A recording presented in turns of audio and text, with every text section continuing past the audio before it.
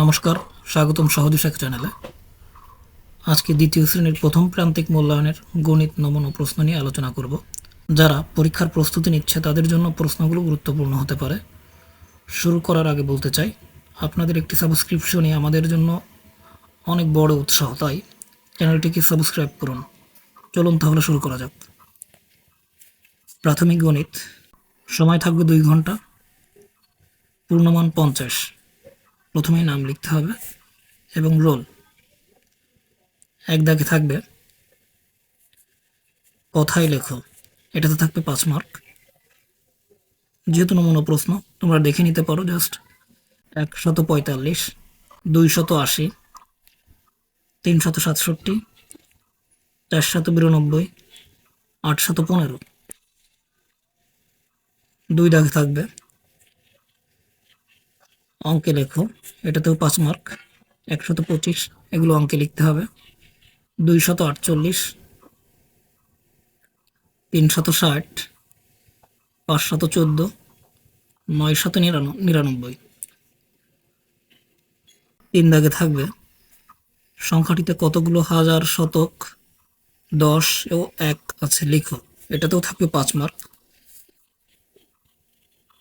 এখানে সংখ্যাটিতে 8টি হাজার, 3টি শতক, 4টি 10, 5টি 1 আছে। সংখ্যাটি হচ্ছে 8345।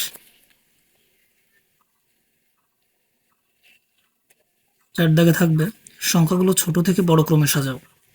ক 145, 98, 201, 76। এখানে ছোট থেকে বড় ক্রমে সাজাতে হলে প্রথমে আসবে 76, তারপরে 98, তারপরে 145, তারপরে 201। খ দাগে আছে 325, 210, 401, 189। যেহেতু ছোট থেকে বড় ক্রমে সাজাতে হবে, সেহেতু প্রথমেই আসবে 189, 210, 325, 401। 5 দাগে থাকবে জোড় ও বিজোড় সংখ্যাগুলো আলাদা করে লেখো। জোড় সংখ্যাগুলো আমরা এখানে লিখব, বিজোড় সংখ্যাগুলো এখানে লিখব।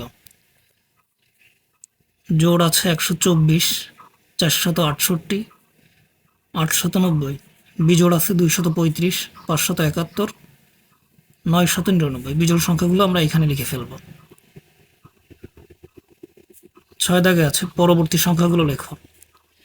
এখানে ক দাগে আছে 101, তাহলে এর পরে হবে 102, 103, 104, 105। খ দাগে আছে 248, তাহলে এখানে হবে 249, 250, 251। এটাতেও থাকবে 5 মার্ক। 7 দাগে থাকবে ক্রমবাচক সংখ্যা লেখো।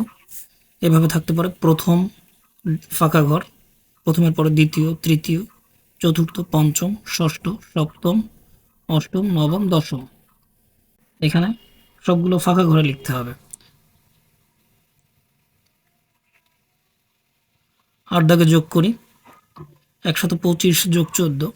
এখানে যোগ করলে হবে 4 আর 5 9, 1 আর 2 3, 1, তাহলে হচ্ছে 139। এটা যোগ করলে হবে 4 আর 1 5, 3 আর 2 5, 2 আর 1 3, তাহলে 355। যোগের সমস্যা সমাধান করো। 9 দাগে থাকবে যোগের সমস্যা সমাধান করো। ক দাগে আছে রহিমের কাছে 235টি আম আছে, তার বাবা আরও 124টি আম দিলেন, মোট কতটি আম হলো? এখানে যোগ করতে হবে। লিখতে হবে রহিমের কাছে আম আছে 235টি, বাবা দিলেন 224টি, তাহলে দুটো যোগ করে যেটি হবে সেটি বসিয়ে দিতে হবে। লিখতে হবে অতএব মোট অতগুলো আম হলো। খাওয়া দাগে থাকতে পারে একটি দোকানে 456টি কলম ছিল, আরও 210টি কলম আনা হলো, মোট কতটি কলম হলো? এইখানেও ক দাগের মতো এইভাবে করে ফেলতে হবে। জ্যামিতিক 10 দাগের জ্যামিতিক আকৃতির নাম লেখো, এটাতেও 5 মার্ক। এখানে এটি আছে গোল আকৃতি, বা বৃত্ত। এখানে এটি আছে চারকোনা আকৃতি বা চতুর্ভুজ। ভালো লাগলে লাইক, কমেন্ট, শেয়ার ও সাবস্ক্রাইব করে সাথে থাকবেন।